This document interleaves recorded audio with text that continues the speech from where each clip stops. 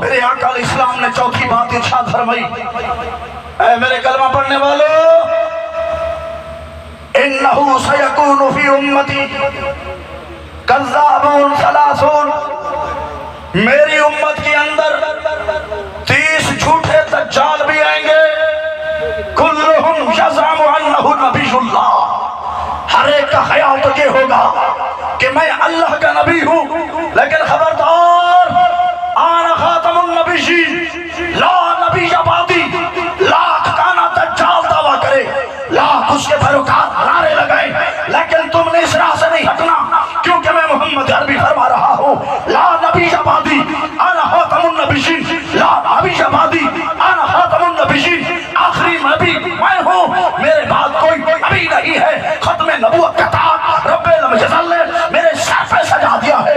اگر کوئی اپنے آپ کو میرے بعد نبی کہے، سمجھ لینا یہ شخص قذاب ہے، یہ جھوٹا ہے، یہ دجال ہے، سچی بات مدینے کے تاجدار کی ہے۔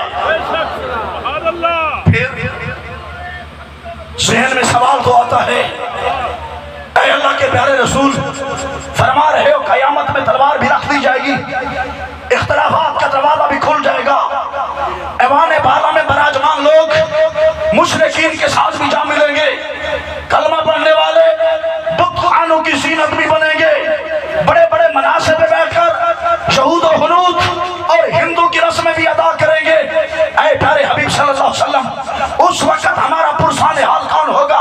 کیا اہل اسلام اور اسلام مغلوب ہو جائے گا کہ اسلام کی بات کرنے والا کوئی نہیں ہوگا؟ جس طرح بادل لتاڑتا چلا جائے اس کو لگام دینے والا کوئی نہیں ہوگا، طوفان بدتمیزی بپا ہوگا تو اس کو روکنے والا کوئی نہیں ہوگا۔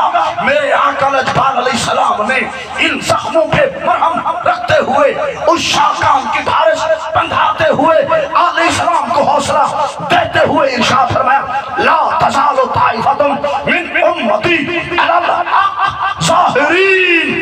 میرے آقا علیہ السلام نے ارشاد فرمایا، ہمیشہ میری امت کے اندر ایک جماعت حق پر ہوگی، حق پر بھی ہوگی، دب کے بھی رکھے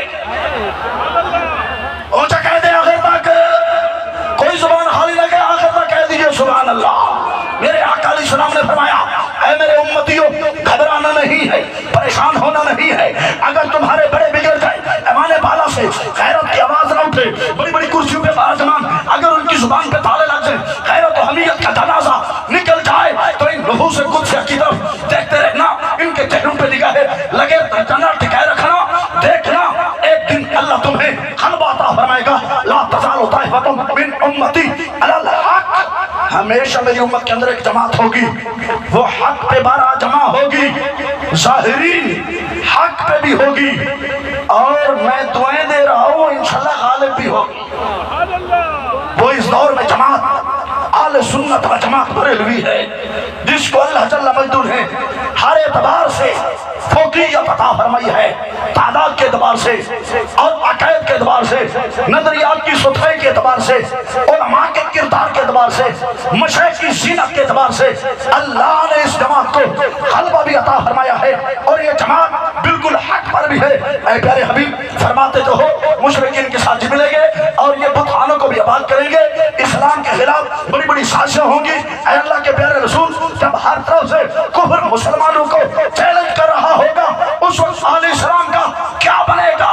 یہ تو ختم ہو جائیں گے۔ میرے آقا علیہ السلام نے فرمایا، لا یضرہم من خالفہم، پریشان نہ ہونا، لوگ مخالفت کرتے رہیں گے، میرے عاشقوں کا نقصان نہیں کر سکیں گے۔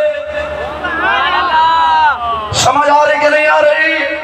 طاقت کا اندازہ ہر طبقے کے بندے نے لگا کے دیکھ لیا، کسی نے گولیاں چلا کے دیکھا تو کسی نے عدالت کے اندر عدالتی فیصلوں میں رد و بدل کر کے دیکھ لیا۔ یہ پاکستان کی جناب والا تاریخ ہے، یہ ہسٹری ہے کہ آج تک سپریم کورٹ کا کوئی فیصلہ نئی کلام واپس نہ کر سکا۔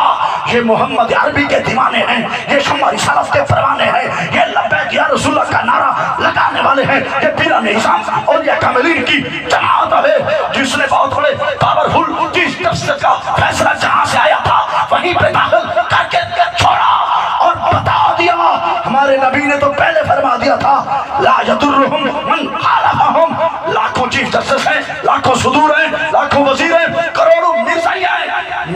उम्मत मुस्तफा के इन शाकान का कुछ बिगाड़ नहीं सकेंगे। सुनियो, तुम किस्मत के सिकंदर लोग हो कि तुम्हें ऐसे मशाइख और अकाबिरीन अल्लाह ने अता फरमाए हैं। हर बंदा अपनी शोहरत, अपनी एडवर्टाइज, रेपुटेशन का जनाबला मुतलाशी है। कोई चाहता है मेरे हाथ चूम लिए जाए, कोई कहता है लोग मेरे कदमों में गिरे, कोई कहता है मुझे पीर तरीकत कहा जाए, कोई कहता है मुझे रहबर शरीयत कहा जाए। अल्लाह ने हमें और अहले सुन्नत व जमात को वो शेख तरीकत अता फरमाया है। कहते हैं मेरा ऐलान हो या ना हो, ज़हरा के बाबे की अज़मत के डंके बजते रहे। हमें शोहरत की जरूरत नहीं, हम नमूस रिसालत पे पहरा देने के लिए हर वक्त तैयार है। क्यों वहीं से ये शहजादे उठे, सर जमीन चौकादम पे कॉन्फ्रेंस क्यों मुनक्किद की? ये इस बात का बेहतर सबूत है। अगर हर तरफ खामोशी हो जाए, मामलात खराब हो जाए, गीदड़ ये ना समझे कि सारे शेर सो गए। खबरदार, बारू करीम की कछार में आज भी शेर अल्लाह के फजल से